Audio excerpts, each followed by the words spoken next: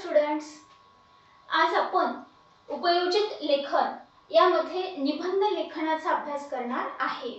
तर उपयोजित लेखनामध्ये याआधी मी तुम्हाला पत्रलेखन शिकवलं, पत्र कशा पद्धतीने लिहायचं ते आपण बघितलं होतं, वेगवेगळ्या प्रकारचे पत्र आपण बघितले, फॉर्मल इनफॉर्मल लेटर बघितलं, त्यानंतर गोष्ट कशी लिहायची, कथा कशी लिहायची ते तुम्हाला मी शिकवलं, वेगवेगळ्या प्रकारच्या कथा आपण शिकलो आहे, त्या लिहिणं पण झाल्या आहेत आपल्या। तर आज आपल्याला त्यातला एक भाग बघायचा आहे निबंध लेखन। निबंध लेखन हे तुम्हाला पेपरमध्ये सगळ्यात शेवटचा प्रश्न असतो निबंध लेखनाचा, ठीक आहे। तर हा जो निबंध लेखनाचा प्रश्न आहे तो तुम्हाला किती मार्कांसाठी असतो? 8 मार्कांसाठी असतो, ठीक आहे। आता प्रश्न पाचवा हा सगळ्यात शेवटचा प्रश्न, प्रश्न पाचवा हा कशाचा असतो? निबंध लेखनाचा प्रश्न असतो। प्रश्न पाचवा ई हा निबंध लेखनाचा प्रश्न असतो। आता निबंध लेखनामध्ये निबंधाचे वेगवेगळे प्रकार असतात, तर 3 प्रकारचे निबंध तुम्हाला पेपरमध्ये विचारले जातात। तर त्यामध्ये आपण निबंधाचे प्रकार बघूया। आता याच्यामध्ये पहिला प्रकार जो आहे तो पहिला प्रकार आहे प्रसंग लेखन, ठीक आहे। प्रसंग लेखन। आता ह्या प्रसंग लेखनालाच अनुभव लेखन असं सुद्धा म्हणतात। या प्रसंग लेखनाला काय म्हणतात? अनुभव लेखन। अनुभव लेखन। त्यानंतर दुसरा जो प्रकार आहे तो आहे आत्मकथनाचा, आत्मवृत्त, ठीक आहे, आत्मकथन। आणि तिसरा जो प्रकार आहे तो आहे वैचारिक लेखन, वैचारिक लेखन। आता पेपरमध्ये तुम्हाला या तिन्ही प्रकारचे निबंध विचारले जातात आणि त्यापैकी कोणत्याही एका प्रकारचा निबंध तुम्हाला लिहायचा असतो। या तिन्ही प्रकार पेपरमध्ये येतात आणि कोणत्याही एक प्रकारचा निबंध तुम्हाला या ठिकाणी लिहायचा असतो, ठीक आहे। आता प्रसंग लेखन म्हणजे काय? तर प्रसंग लेखन म्हणजे काय की एखादी घटना आहे, एखादं दृश्य आहे, एखादा प्रसंग आहे, त्याचं हुबेहूब केलेलं वर्णन म्हणजे प्रसंग लेखन किंवा तुमच्या अनुभवांचं केलेलं हुबेहूब वर्णन। ते वर्णन कसं असलं पाहिजे? चित्रदर्शी असलं पाहिजे, म्हणजे आपण जेव्हा लिहितो तेव्हा हुबेहूब ते चित्र आपल्या डोळ्यासमोर आलं पाहिजे, त्याला म्हणतात प्रसंग लेखन। त्या प्रसंगाचं, त्या घटनेचं हुबेहूब चित्रण आपल्या डोळ्यासमोर आलं पाहिजे की असं वाटलं पाहिजे की ही घटना, हा प्रसंग आपल्या डोळ्यासमोर घडतो आहे असं आपल्याला वाटलं पाहिजे, ठीक आहे। त्याला म्हणतात प्रसंग लेखन किंवा अनुभव लेखन। त्यानंतर प्रसंग लेखन आणि अनुभव लेखन यामध्ये ते जे आपल्या डोळ्यासमोर घडतं असं तर वाटलं पाहिजेच, पण आपला एखादा अनुभव असेल तो अनुभव सुद्धा आपल्याला याच्यामध्ये विचारला जातो, तो आपल्याला लिहायचा असतो, ठीक आहे। तर आता तुम्हाला जर म्हटलं की तुमच्या शाळेमध्ये जो निरोप समारंभ होतो, आता 10वीचा जो निरोप समारंभ होतो त्याला काय म्हणतात? निरोप समारंभ जो होतो ना 10वीचा, तर जो निरोप समारंभ म्हणजे सेंड ऑफ, तर सेंड ऑफ जो आहे तर सेंड ऑफचं तुम्हाला वर्णन करा, प्रसंग लेखनाचं वर्णन करायला, तर सेंड ऑफ कसा झाला त्याचं वर्णन तुम्हाला करता आलं पाहिजे। त्यानंतर तुमचं जे वार्षिक स्नेहसंमेलन असते, स्नेहसंमेलन म्हणजे काय? गॅदरिंग जे असते, ते गॅदरिंग कशा पद्धतीने झालं त्याचं वर्णन तुम्हाला करता आलं पाहिजे आणि असे चित्रदर्शी वर्णन करता आलं पाहिजे की ते डोळ्यासमोर घडत आहे असं वाटलं पाहिजे, त्याला म्हणतात प्रसंग लेखन किंवा अनुभव लेखन। त्यानंतर आत्मकथन। आत्मकथन म्हणजे काय की याच्यामध्ये आपल्याला आत्मवृत्त लिहायचं असतं। मग हे आत्मवृत्त जे असतं ते एखाद्या सजीव घटकाचं पण लिहायला येतं किंवा निर्जीव घटकाचं, लिव्हिंग नॉन लिव्हिंग कोणत्याही घटकाचं आत्मकथन, आत्मवृत्त आपल्याला लिहायचं असतं। पण या ठिकाणी अशी कल्पना आपल्याला करावी लागते की ती जी वस्तू आहे ती आपण स्वतः आहे अशी कल्पना करून आपल्याला ते आत्मकथन लिहायचं असतं। ती वस्तू आहे ती आपण स्वतः आहे असं कल्पना करायची, असे विचार करायचा आणि मग ते आत्मकथन आपण लिहायचं। तर त्यामध्ये आपल्याला आत्मकथनामध्ये वेगळ्या प्रकारचे निबंध विचारले जातात, जसं आहे झाडाचं आत्मवृत्त, नदीचं आत्मवृत्त, त्यानंतर सैनिकाचं आत्मवृत्त, फाटक्या पुस्तकाचं आत्मवृत्त, अशा वेगवेगळ्या प्रकारचे आत्मवृत्त यामध्ये आपल्याला विचारले जातात, याला म्हणायचं आत्मकथन, ठीक आहे। त्यानंतर आहे वैचारिक लेखन. आता वैचारिक लेखन याला कल्पनाप्रधान निबंध सुद्धा म्हणतात, काल्पनिक निबंध. तर वैचारिक लेखन म्हणजे विचार करून, कल्पना करून, इमॅजिन करून लिहिलेला निबंध जो आहे तो झाला वैचारिक लेखन. आलं लक्षात तुमच्या? तर याच्यामध्ये मी पक्षी झालो तर, झाड बोलू लागले तर, क्रीडांगण बोलते आहे, त्यानंतर मला पंख असते तर, हे जे आहेत निबंध, शाळा बंद झाल्या तर, परीक्षा नसत्या तर, अशा वेगवेगळ्या प्रकारचे निबंध हे वैचारिक लेखनामध्ये आपल्याला विचारले जातात. ठीक आहे. तर आपल्याला पेपरमध्ये अशा 3 प्रकारचे निबंध विचारले जातात आणि त्यापैकी कोणत्याही एका प्रकारचा निबंध आपल्याला लिहायचा असतो. तर आता यामध्ये पाहिलं आपण, प्रसंग लेखन पाहिलं, आत्मकथन पाहिलं आणि वैचारिक लेखन बघितलं. हे तिन्ही प्रकारचे निबंध पेपरमध्ये विचारले जातात. ठीक आहे. पण आता हा निबंध लिहायचे कसे, निबंधाचे लिहिण्याचे काही जे रूल्स आहेत ते आपल्याला बघावे लागतील. आता पेपरमध्ये हा सगळ्यात शेवटचा प्रश्न असतो. प्रश्न 5वा ई हा पेपरमध्ये कसा असतो, सगळ्यात शेवटचा असतो. मग आपण पूर्ण पेपर लिहिणं होतो, शेवटचा प्रश्न असतो, वेळ कमी असतो. निबंध 8 मार्काचा, बापरे भीती वाटते आपल्याला, आता वेळ कमी राहिला, 8 मार्काचा निबंध आहे तो आपल्याला लिहायचा आहे. एक भीती आपल्या मनामध्ये असतो, विषय कोणता असेल, आपल्याला लिहिता येईल की नाही, हे अनेक प्रश्न आपल्या मनामध्ये येतात. आणि कमी वेळ असतो आणि कमी वेळात शेवटचा प्रश्न असल्यामुळे आपल्याला तो 8 मार्काचा असतो आणि तो आपल्याला सोडवायचा असतो. आलं लक्षात? मग यासाठी आपल्याला वेळेचं मॅनेजमेंट सुद्धा व्यवस्थित असणं आवश्यक आहे. तर आता यामध्ये काय होतं की निबंधामध्ये सगळ्यात पहिले आपल्याला विषय समजून घेणं आवश्यक आहे की निबंधाचा विषय काय आहे हे समजून घेणं खूप आवश्यक आहे. मग आपल्याला कधी काय होतं की निबंधाचा विषयच आपल्याला समजत नाही. विषयाचा जो अर्थ आहे तो अर्थ, आता निबंधाचा जो विषय आहे तो विषय आपल्याला पहिले समजून घ्यावा लागतो. विषय समजून घेतल्यानंतर त्याचा अर्थ आपल्याला कधी कधी कळतच नाही. कारण काय होतं की आपली जी व्होकॅब्युलरी आहे, आपलं जे शब्दांचं ज्ञान आहे ते कमी पडतं, त्याच्यामुळे आपल्याला त्याचा अर्थ कळत नाही. आणि अर्थ कळत नसल्यामुळे आपल्याला निबंध कसा लिहायचा हे समजत नाही. त्यासाठी तुम्हाला शब्दांचे अर्थ माहिती असणं आवश्यक आहे. मग अर्थ कळला तर सुरुवात कशी करावी, अर्थ कळला तर निबंधाची सुरुवात कशी करावी हेच आपल्याला कधी कधी कळत नाही. काय लिहायचं सुरुवातीला, कशी सुरुवात करू हे आपल्या लक्षात येत नाही. मग आपण काय करतो की जसं सुचलं तसं लिहित जातो आणि 1-2 पेज निबंध लिहून काढतो आणि म्हणतो बापरे मी इतका मोठा निबंध लिहिला, 2 पेज मी निबंध लिहिला. पण तुम्ही निबंध किती लिहिला यापेक्षा तुम्ही त्याच्यामध्ये काय लिहिलं हे महत्त्वाचं असतं. तुम्ही 2-3 पेज निबंध लिहिला पण तो विषयाला अनुसरून आहे का, जे आवश्यक आहे ते त्यात आलं आहे का, विषयाला धरून तुम्ही लिहिला आहे का, महत्त्वाचे पॉईंट्स त्यामध्ये कव्हर झाले आहे का, ह्या गोष्टी पाहणं खूप आवश्यक असते. 2-3 पेज निबंध लिहिला म्हणजे आपल्याला चांगले मार्क्स मिळतील असं होत नाही. लक्षात येते तुमच्या? त्याच्यामुळे किती मोठा लिहिला याच्यापेक्षा आपण त्यात काय लिहिलं हे महत्त्वाचं असतं. ठीक आहे. त्यानंतर आता निबंध लिहिताना आपल्याला मुद्देसूद व्यवस्थित निबंध लिहावा लागतो, सुरुवात व्यवस्थित करावी लागते आणि ती विषयाला अनुसरून आपल्याला करावी लागते. निबंध मोठा लिहिणं महत्त्वाचं नाहीये, त्यात काय लिहिलं हे महत्त्वाचं आहे. निबंध ही एक कला आहे. निबंध काय आहे? एक कला आहे, हे एक स्किल आहे. हे काय आहे? एक स्किल आहे. हे स्किल आपल्याला डेव्हलप करावं लागतं. हे स्किल जर आपलं डेव्हलप झालं तर आपला निबंध हा चांगला होतो. ही कला आपल्याला विकसित करावी लागते आणि कोणतीही जी कला आहे ती तिच्या अंगाने, तिच्या वैशिष्ट्यांनी जर ती गेली तर ती कशी होते? व्यवस्थित होते, ती फुलत जाते, बहरत जाते आणि ती प्रभावशाली होते. त्यामुळे त्या कलेला अनुसरून आपल्याला लेखन करावं लागतं. त्या कलेच्या अंगाने, तिच्या वैशिष्ट्यांनी जर आपण लेखन केलं तर आपली कला ही बहरून येते, अधिक प्रभावशाली होते आणि आपला निबंध सुद्धा अधिक सुंदर होतो, सगळ्यांना आवडेल असा निबंध तयार होतो. त्याच्यामुळे तुम्हाला ही कला, हे स्किल या ठिकाणी डेव्हलप करणं खूप आवश्यक आहे. लक्षात येते तुमच्या? त्याच्यामुळे ही कला आपल्याला शिकणं खूप महत्त्वाचं आहे. जर ही कला आपल्याला आली तर आपला निबंध हा चांगला होतो. ठीक आहे. आता आपण पुढे बघूयात.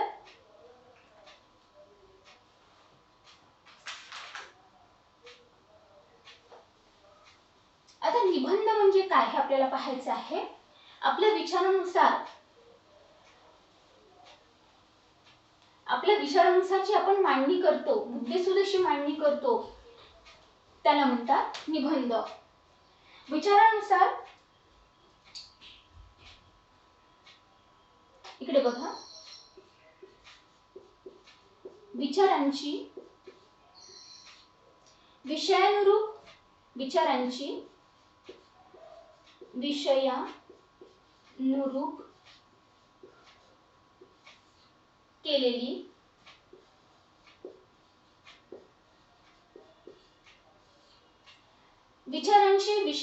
केलेली मुद्देसूद मांडणी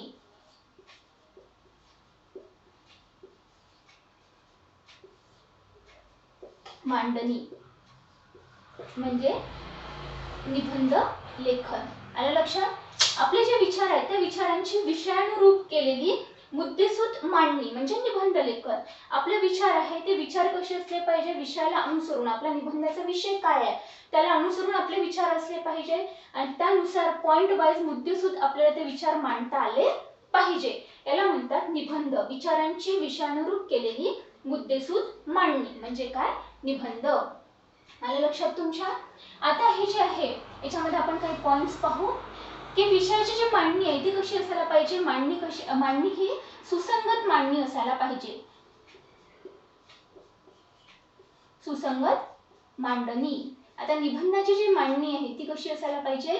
विषयानुरूप, सुसंगत, व्यवस्थित अशी मांडणी आपल्याला त्या ठिकाणी करावी लागते। आपला विषय काय आहे समजून घेऊन सुसंगत त्या विषयाला अनुसरून आपल्याला मांडणी करावी लागते। शब्दांची मांडणी, वाक्यांची मांडणी ही विषयाला अनुसरून आपल्याला व्यवस्थित करावी लागते। त्यानंतर विषयानुरूप लेखन करावं लागतं आपल्याला। विषयानुरूप लेखन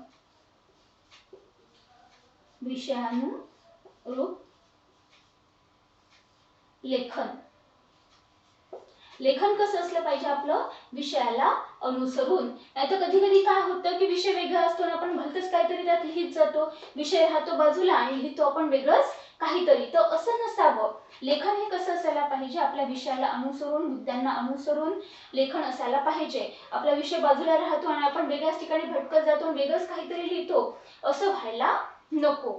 आलं लक्षात तुमच्या? त्यानंतर मुद्देसूद मांडणी। मांडणी कशी असायला पाहिजे? मुद्देसूद म्हणजे काय? पॉइंट वाईज लेखन कसं असलं पाहिजे? मुद्देसूद मांडणी आपल्याला करता आली पाहिजे। मुद्देसूद मांडणी करता आली, व्यवस्थित मांडणी करता आली तर आपला निबंध हा प्रभावशाली दिसतो। ठीक आहे?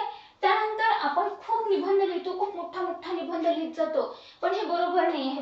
निबंध हा व्यवस्थित लिहिला पाहिजे आणि त्यात 3 ते 4 पॅरेग्राफ मध्ये निबंध लिहिला तरी खूप झालं। किती पॅरेग्राफ असले पाहिजे?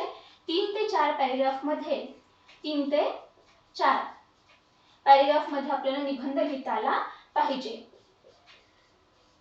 खूप मोठा निबंध लिहायचा नाही। किती पॅरेग्राफ मध्ये लिहायचा? 3 ते 4 पॅरेग्राफ मध्ये आपल्याला निबंध लिहायचा असतो। ठीक आहे? एवढं समजलं तुम्हाला? सुसंगत मांडणी करायची आहे, विषयानुरूप लेखन करायचं आहे आपल्याला, त्यानंतर मुद्देसूद त्याची मांडणी करायची, पॉइंट वाईज आपल्याला निबंध लिहायचा आहे आणि तो खूप मोठा लिहायचा नाही आहे। 3 ते 4 पॅरेग्राफ मध्ये आपल्याला निबंध लिहायचा आहे, खूप मोठा लिहायचा नाही, पण जो लिहिला आहे तोच व्यवस्थित अर्थपूर्ण असं आपल्याला लिखाण करायचं असतं। त्यानंतर निबंधाची आहे सुरुवात। आता निबंधाची सुरुवात कशी करायची? तर निबंधाची सुरुवात ही कशी असली पाहिजे? प्रभावशाली। सुरुवात कशी असली पाहिजे? प्रभावशाली। जर सुरुवात चांगली झाली तर तो निबंध वाचावासा वाटतो। आता तुमच्यावरूनच धरा तुम्ही की एखादं पुस्तक आहे, सुरुवातीला जे वाचायला छान वाटलं तर आपण पुढचं पुस्तक वाचतो, पण जर सुरुवातच कंटाळवाणी वाटली तर आपल्याला पुढे पुस्तक वाचण्यामध्ये इंटरेस्ट येत नाही। तसं तुमची सुरुवात जर प्रभावशाली असली तर तो निबंध चेक करणाऱ्याला, जो पेपर चेक करणारा जो व्हॅल्यूअर असतो त्याला सुद्धा निबंध वाचायची इच्छा होते। त्याच्यामुळे सुरुवात ही कशी असायला पाहिजे? प्रभावशाली असायला पाहिजे। आलं लक्षात तुमच्या? मग आता प्रभावशाली असणं म्हणजे नेमकं त्यात काय करायचं? आता प्रभावशाली तर करायची आहे सुरुवात, पण मग नेमकं त्याच्यामध्ये काय असलं पाहिजे म्हणजे आपली सुरुवात ही प्रभावशाली होईल? त्यात आपल्याला हे पाहावं लागेल की सुरुवात जर आपल्याला प्रभावशाली करायची आहे तर मग आपल्याला काय करावं लागेल? त्याच्यामध्ये सुरुवातीला काही सुभाषित लिहावं लागेल, त्यानंतर कवितेच्या ओळी, चारोळी, काही काव्य त्या ठिकाणी लिहावं लागेल, पण ते कसं लिहावं लागेल? विषयाला अनुसरून। नाहीतर विषय वेगळाच आहे आणि आपण कवितेच्या ओळी किंवा काव्य किंवा सुभाषित वेगळंच काहीतरी लिहितोय, तर ते त्या ठिकाणी चालणार नाही. आपला विषय काय आहे त्या विषयाला अनुसरून आपल्याला एखादं काव्य लिहिता आलं पाहिजे, एखादं सुभाषित लिहिता आलं पाहिजे, काही ओळी लिहिता आल्या पाहिजे, काही कवितेच्या ओळी लिहिता आल्या पाहिजे, म्हणजे आपली सुरुवात ही प्रभावशाली होते. आणि त्याचा व्हॅल्यूवर जो पेपर चेक करणार आहे त्याच्यावर सुद्धा प्रभाव पडतो आणि आपल्याला चांगले मार्क्स मिळतात. त्याच्यामुळे सुरुवात ही कशी असायला पाहिजे, सुरुवात ही प्रभावशाली असायला पाहिजे. लक्षात आलं तुमच्या? त्यानंतर मध्य. आता मधातली जी मांडणी आहे की मधातली मांडणी, मध्य हा जो कसा, मध्यभाग हा कसा असायला पाहिजे, तर मध्यभाग जो आहे हा मध्यभाग लिहिताना, आता आपला सुरुवात तर झाली आहे पण आपल्याला मधातला भाग आता लिहायचा निबंधाचा, तर तो मध्य कसा असायला पाहिजे. पण मध्य चांगला होण्यासाठी किंवा तो अधिक प्रभावशाली होण्यासाठी आपल्याला अवांतर वाचन करणं खूप आवश्यक आहे. आता अवांतर वाचन म्हणजे नेमकं काय? अवांतर वाचन म्हणजे आपलं जे टेक्स्टबुक आहे, आपण काय करतो, अभ्यास कसा करतो मराठीचा, आपलं मराठीचं इयत्ता 10वीचं टेक्स्टबुक आहे तेवढं वाचलं की आपला अभ्यास झाला, किंवा डायजेस्ट वाचली की आपला अभ्यास झाला. पण एवढं वाचून आपल्याला हे स्किल डेव्हलप होत नाही. आपलं हे स्किल डेव्हलप होत नाही, तर आपल्याला अवांतर वाचन करणं खूप आवश्यक आहे. मग अवांतर वाचन म्हणजे पुस्तका व्यतिरिक्त आपलं जे टेक्स्टबुक आहे त्या व्यतिरिक्त आपल्याला वाचन करणं खूप आवश्यक आहे. त्याला म्हणतात अवांतर वाचन. मग अवांतर वाचनामध्ये गोष्टीची पुस्तकं वाचा, तुम्ही निबंधाची पुस्तकं वाचा, त्यानंतर पेपर आहे, पेपरमध्ये वेगवेगळे लेख आहे ते वाचा, म्हणजे तुमचं शब्दांचं ज्ञान वाढेल, तुम्हाला निबंध कसा लिहायचा हे माहिती होईल. आता तुम्ही जेव्हा वाचाल तेव्हा तुमचं शब्दांचं ज्ञान आपोआप वाढेल, कारण जेव्हा जितकं आपण जास्तीत जास्त वाचू तितकी आपली व्होकॅब्युलरी वाढते, शब्दांचं ज्ञान आपलं वाढतं, कोणता शब्द कुठे वापरायचा हे आपल्याला कळायला लागतं, बरोबर आहे. नवीन नवीन शब्द आपल्याला माहिती होतात, त्यासाठी आपल्याला वाचन हे खूप आवश्यक आहे. म्हणतात ना, वाचाल तर वाचाल. आलं लक्षात? तर त्याच्यामुळे तुम्हाला वाचन हे खूप आवश्यक आहे. जर तुमची व्होकॅब्युलरी वाढवायची असेल, प्रभावशाली शब्द तुम्हाला माहिती करून घ्यायचे असतील, तर तुम्हाला वाचन खूप आवश्यक आहे. त्यानंतर शब्दांचे तर ज्ञान आपल्याला होतं, व्होकॅब्युलरी तर आपली वाढतेच वाचनामुळे, पण त्याबरोबर काय होतं की आपले जे शुद्ध लेखन आहे त्या शुद्ध लेखनामध्ये शुद्ध लेखन, आपलं लेखन सुद्धा आपल्याला शुद्ध करता येतात, म्हणजे काना, मात्रा, वेलांटी, कोणता शब्द कसा लिहायचा हे सुद्धा आपल्याला त्याच्यामुळे वाचनामुळे कळतं. लक्षात येते का तुमच्या? तर त्याच्यामुळे आपल्याला ज्या व्याकरणाच्या चुका आहेत त्या चुका सुद्धा कमी होतात. आता काही जे हिंदी साड्या मुलं आहेत त्यांच्या त्या लिखाणामध्ये खूप चुका होतात, ड, ढ, ळ, ळ, ल कुठे वापरायचं ते त्यांच्या लवकर लक्षात येत नाही. आणि त्यांच्यासाठी बेस्ट म्हणजे काय आहे की तुम्हाला तुमचं वाचन वाढवणं हे खूप महत्त्वाचं आहे. आणि पुस्तक तर वाचायचंच, पण पुस्तका व्यतिरिक्त जे पुस्तक, आपल्या टेक्स्टबुक व्यतिरिक्त जे पुस्तक आहे ते तुम्हाला वाचणं खूप आवश्यक आहे. आता एखादा लेख आहे, एखादा लेख तुम्ही वाचता, तर जेव्हा तुम्ही लेख वाचता तेव्हा त्याची सुरुवात कशी केली आहे आणि सुरुवात करत करत तो लेख शेवटापर्यंत कसा आला आहे ते आपल्याला कळतं. म्हणजे काय होतं की जेव्हा आपण वाचतो, लेख वाचतो किंवा काही पुस्तकं वाचतो, तर आपल्याला सुरुवात कशी केली आहे, मधातला भाग कसा लिहिलाय, शेवट कसा केलाय, त्या गोष्टीची कल्पना आपल्याला यायला लागते. त्याच्यामुळे आपल्याला अवांतर वाचन करणं हे खूप महत्त्वाचं आहे. लक्षात येते तुमच्या? त्यानंतर की आता आपण आपला विषय लिहिला आहे, आपण निबंध लिहिलाय, पण तो दुसऱ्यांना कितपत समजला आहे, आपले विचार आपल्याला दुसऱ्यांपर्यंत कितपत पोहोचवता आले आहे हे सुद्धा खूप महत्त्वाचं आहे. आपले विचार हे दुसऱ्यांपर्यंत पोहोचवता आले पाहिजे, आपलं म्हणणं आपल्याला दुसऱ्याला पटवून सांगता आलं पाहिजे. दुसऱ्यांना पटवून सांगणं हे सुद्धा एक कला आहे, हे सुद्धा एक स्किल आहे. तर हे स्किल आपल्याला या ठिकाणी डेव्हलप करायचं असतं. आपलं म्हणणं पटवून देता आलं पाहिजे, आपलं म्हणणं खरंच आहे हे लोकांना समजून सांगता आलं पाहिजे, आपण जे लिहितोय हे दुसऱ्यांना कळलं पाहिजे, आपल्या भावना दुसऱ्यांपर्यंत पोहोचवल्या पाहिजे. याला म्हणतात रायटिंग स्किल.